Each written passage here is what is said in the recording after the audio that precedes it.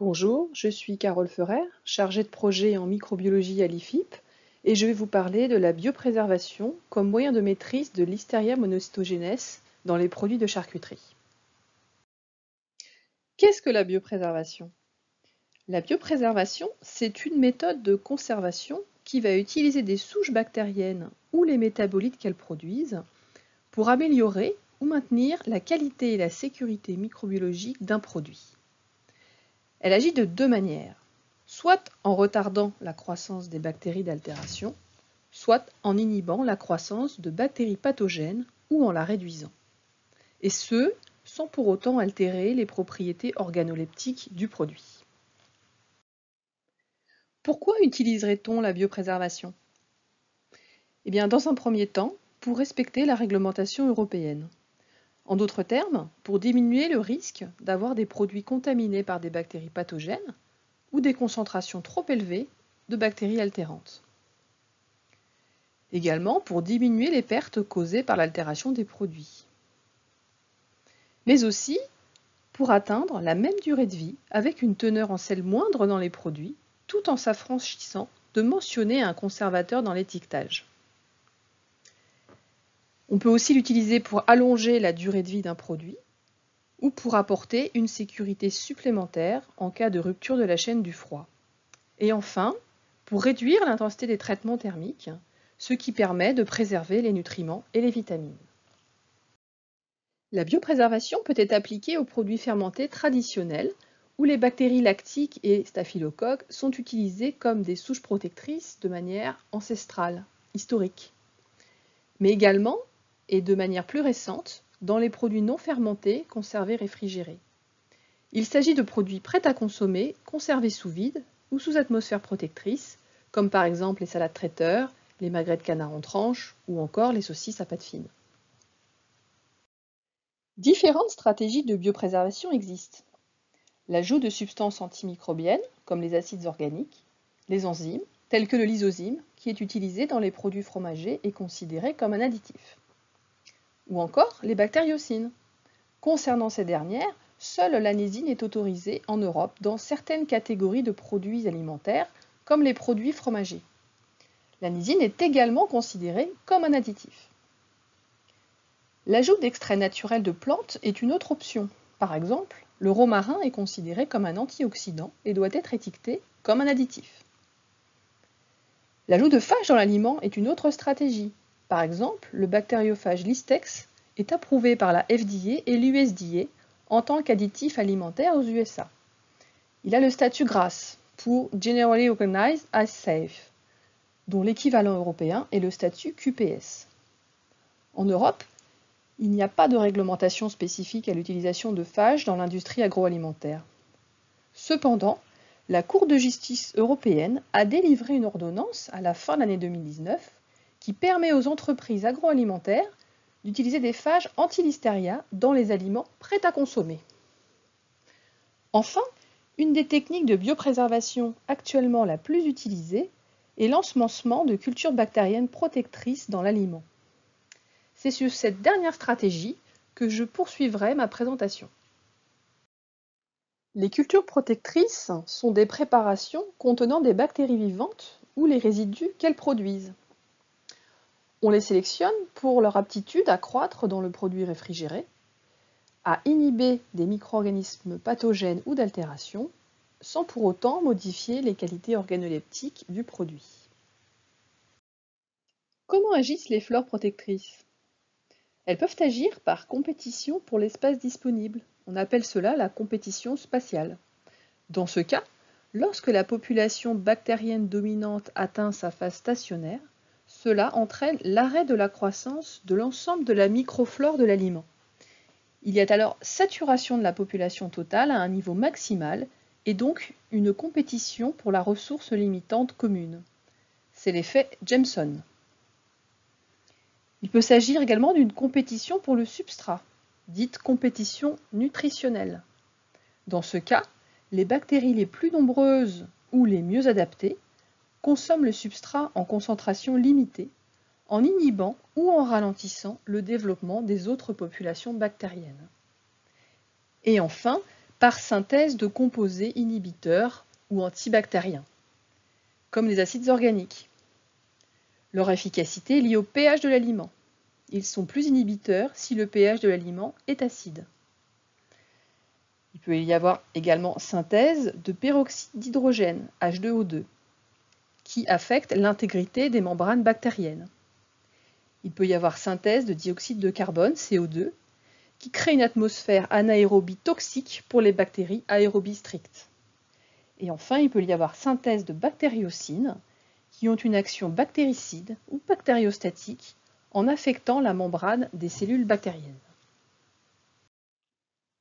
Qu'en est-il de la réglementation à l'égard de l'utilisation des cultures protectrices?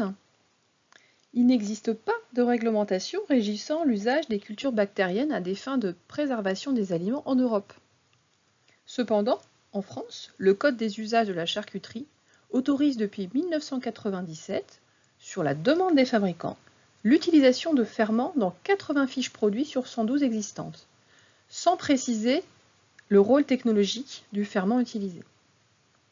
Il est alors étiqueté dans la liste des ingrédients comme ferment, plus ou moins sa dénomination usuelle. Cependant, les cultures protectrices doivent respecter les règles s'appliquant aux cultures bactériennes. C'est-à-dire que soit leur sécurité est reconnue par un usage ancestral, soit elles appartiennent à la liste QPS. Il faut savoir aussi que c'est aux producteurs de ferments commerciaux de garantir l'innocuité des souches qu'ils vendent. Malgré le vide juridique, l'industriel doit produire des aliments sûrs pour le consommateur. L'utilisation de la biopréservation ne doit en aucun cas être effectuée au détriment des bonnes pratiques d'hygiène. Dans les produits carnés, les données issues de la littérature montrent que les applications de la biopréservation ciblent des flores pathogènes comme Staphylococcus aureus, Listeria monocytogenes ou Salmonella, et également les flores d'altération comme Brocotrix thermosphacta ou des bactéries lactiques altérantes. Dans les produits carnés fermentés, on ajoute des ferments qui ont une action à la fois technologique et inhibitrice de la croissance des bactéries pathogènes. Ils sont utilisés de manière ancestrale et reconnus de ce fait comme QPS. QPS étant l'équivalent américain du statut GRAS et QPS signifiant Qualified Presumption of Safety.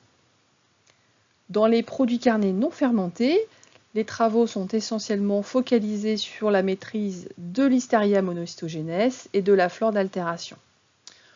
On évalue l'effet de ferments commerciaux disponibles. On ne cherche pas de nouvelles souches spécifiquement. Les ferments commerciaux utilisés sont essentiellement des bactéries lactiques, car utilisés de manière ancestrale dans les aliments fermentés pour leur capacité à produire des bactériocines et pour leur statut GRAS QPS.